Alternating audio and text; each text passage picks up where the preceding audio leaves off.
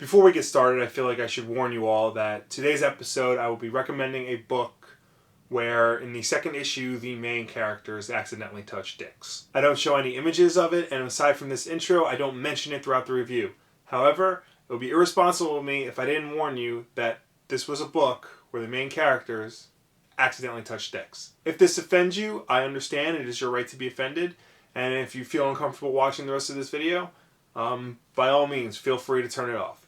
I reiterate, I do not show the image, I do not discuss it, and even in the book itself, it's not a graphic depiction, but it does happen.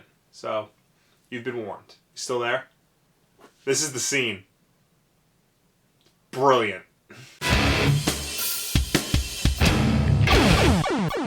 So it's been a while since I dedicated a whole episode to recommending a book for you to read. I think the last time I did it was Rachel Rising, which I hope you're all reading because it's really close to being canceled. And now that this particular book has been out for a while, I feel like now is the best time to tell you all why you should be reading Quantum and Woody. Now, I've made no secret that I love this series, but you may be wondering why. What's so special about it? Why would you ever want to read a series where the subtitle is The World's Worst Superhero Team? And why the f*** do they have a goat? Well, in order to understand what makes the series so good, we need to understand its roots. And for that, we need to go back to 1997. Written by Christopher Priest and illustrated by Mark M.D. Bright, Quantum and Woody is the story of two childhood friends, Eric Henderson and Woody Van Shelton. When both of their fathers die in a mysterious helicopter crash, the two are reunited for the first time in years and decide to take matters into their own hands and figure out exactly what happened. While searching for clues in the lab that their fathers worked at, the two are part of an accident that turns their bodies into pure energy. In order to stay alive, the two must slam together their special metal gauntlets every 24 hours, meaning that they're stuck together forever now. Despite this, they decide to continue their investigation into their father's deaths and use their new powers to their advantage. And thus a superhero team is born. Eric becomes Quantum, named after the pool of energy they derive their powers from. Woody becomes, well, Woody, because codenames are stupid and a guy with long hair can't be seen in a costume like that. Believe me, it's true.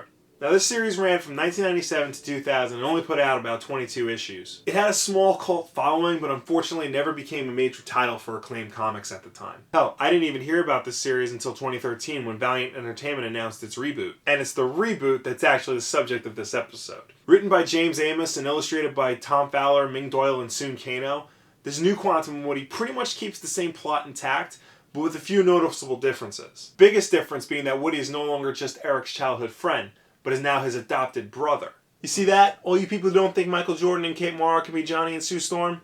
Adoption. Shit like this happens. Also, while in the last series Woody kind of had a costume, this series he doesn't wear one at all because they look gay. Not gay in a derogatory way. He literally looked like his friend Gay Dave that he used to go clubbing with. And he doesn't want to send the wrong signal to the ladies. Now, the original Priest and Bright Quantum and Woody wasn't so much a comedy as much as it was a buddy cop drama that also happened to be a satire and deconstruction of the superhero genre. It is certainly funny, though. There's a scene where they break the fourth wall to tell the audience that they're replacing the N-word in the series with the word noogie, so that not to offend any liberals out there. Under James Amos, the current Quantum and Woody isn't so much trying to say something about the superhero genre, it's more along the lines of a straight screwball comedy. But oh my god, it's the funniest comic currently being written. See, the main idea behind the series is that while these two are either childhood friends or brothers, they don't get along at all. And it's not just your typical sibling rivalry either. These are two people who under normal circumstances would never be friends and probably should never be friends. Eric is a character who's always trying to do the right thing, who's always trying to be the mature adult.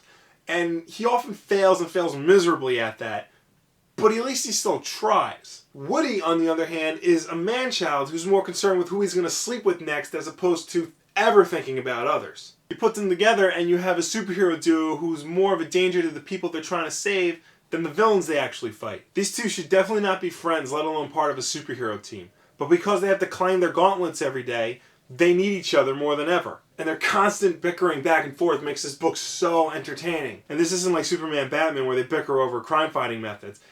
They bicker over lifestyle decisions, what to order for dinner, like every little thing. And this isn't watered down bickering either. They censor the swear words, but this is some of the most un-PC stuff you will read. In addition to the comments earlier about superhero costumes being gay, Woody openly admits to using blackface to disguise himself as Eric in order to get weapons from Eric's job, and also claims that Eric is a Muslim terrorist hell-bent on starting a war on Christmas. Now, unfortunately, I can't give too much away because that'll ruin all the comedy in the book. But just know that every issue so far has been full of scenes that will make you laugh out loud.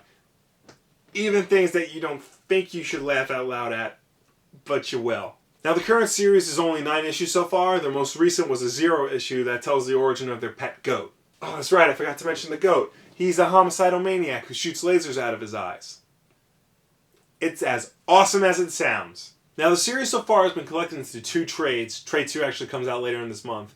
And of course, all the single issues are up on Comixology. If you want to check out the original series, however, all the issues are on Comixology, but if you want a physical copy of it, that's actually a little bit harder to find. The trades are out of print, and tracking them down can get really hard and really expensive. But later this year, Priest and Bright are reuniting for Q2, The Return of Quantum and Woody, a sequel to their original run set 20 years after. Maybe by then they'll re-release the trades of the classic series or put out new editions of it. Anyway, that's my recommendation for today. Go out and read Quantum and Woody and let me know what you think of it, either in the comments below or on Twitter or Facebook. Let me know what you think, if you like it or if you didn't like it. I can tell you right now, though, if you didn't like it, it's probably because you're ignorant. And a little bit racist. Just saying. As always, like if you like, subscribe if you really like. Share this video with your friends if they read comics and they need something new, or if they're looking for something funny to read. Share away. Thanks again for watching, and I will see you next time. Still don't get the thing on his chin, though. I mean, New 52 Flash has that also. What does it do? Anyway. I don't know if you people know this or not, but the reason why you hear so much about comics is because the people who like comics are very loud about it. The comics industry is not very lucrative.